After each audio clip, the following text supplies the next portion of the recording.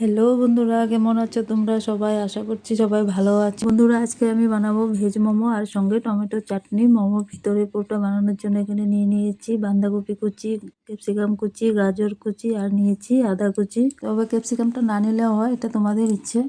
Tomato চাটনি বানানোর জন্য এখানে নিয়েছি 2টা টমেটো আর 3টে শুকনো লঙ্কা।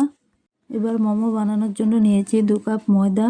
এখানে দিয়ে দেব সামান্য পরিমাণে নুন আর দেব একটু রিফাইন তেল দেব, কেননা সরষের তেল দিলে এটা তেলের গন্ধটা থেকে যাবে। এবার নুন আর তেলগুলো ময়দার সঙ্গে ভালো করে মিশিয়ে নিব।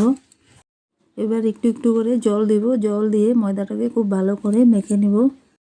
ময়দাটাকে ভালো করে মাখতে হবে, নাহলে সফট হবে না। ময়দা মাখা হয়ে গেছে, এবার কিছু সময়ের জন্য মাখা ময়দাটাকে ঢেকে রেখে দিব। এদিকে কড়াই গরম হয়ে গেছে, এখানে দিয়ে দেবো সামান্য পরিমাণে তেল। এখন তেলের মধ্যে কেটে রাখা সবজিগুলো এক এক করে দেব। প্রথমে দেব বাঁধাকপি, তারপর দেব গাজর আর ক্যাপসিকাম। এগুলোকে একটু নাড়াচাড়া করে তারপর লাস্টে আদাটা দেব। মোমোর সবজিগুলো কিন্তু বেশি ভাজা যায় না, একটু হালকা করে ভেজে নেব। বেশি ভাজা হলে স্বাদটা নষ্ট হয়ে যায়।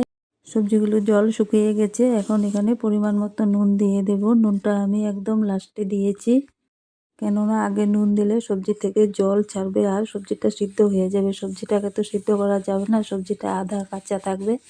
পুরটা হয়ে গেছে, এখন একটা থালে তুলে নেব, নিয়ে ঠান্ডা করার জন্য রেখে দেব। এবার মেখে রাখা ময়দাগুলোকে ডো বানিয়ে নিয়েছি আর নিয়েছি একটু রিফাইন তেল। একটু একটু করে তেল দিয়ে ডোগুলোকে বেলে নিব, আর একদম পাতলা করে বেলতে হবে, ভারী হলে ভিতরে কাঁচা থেকে যাবে। ডোগুলো একটা একটা করে এখন আমি এগুলো ভালো করে বেলে নিচ্ছি। দেখো সবগুলো বেলা হয়ে গেছে, এখন আমি বানাবো টমেটোর চাটনি। এখানে টমেটো সেদ্ধ হয়ে গেছে, টমেটো আর শুকনো লঙ্কা দিয়েছিলাম। টমেটো চাটনি বানানোর জন্য কড়াই বসিয়ে দিয়েছি, তেল গরম হয়ে গেছে। এখন এখানে দিয়ে দিলাম টমেটো আর শুকনো লঙ্কাগুলো।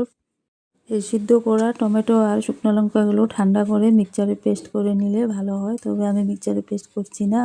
আমি তার জন্য ভালো করে নেড়ে চেড়ে মিহি করে নিব। তারপর এখানে দিয়ে দেব পরিমাণ মতো নুন আর আদা কুচি। আদাটা দিতেই হবে। টমেটো জলগুলো শুকিয়ে গেলে আমি নামিয়ে নিব। টমেটো চাটনি ছাড়া তো মোমো চলে না। চাটনি আমার রেডি। এখন হলো আমার আসল কাজ, এখন আমি মোমোগুলোকে বানাবো। মোমোগুলো বানানোর জন্য একটু একটু করে পুর দিয়ে মোমোর শেপ করে নেব। আমি এখানে 2 রকম করে মোমোর শেপ বানিয়ে নেব।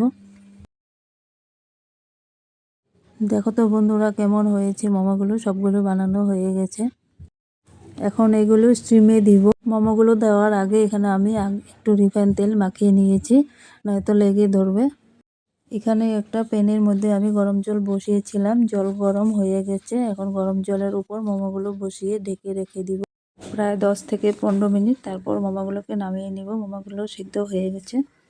মোমো স্টিমার না হলেও যে কোনো ঝাঁঝরার উপর বসিয়েও বানানো যায়।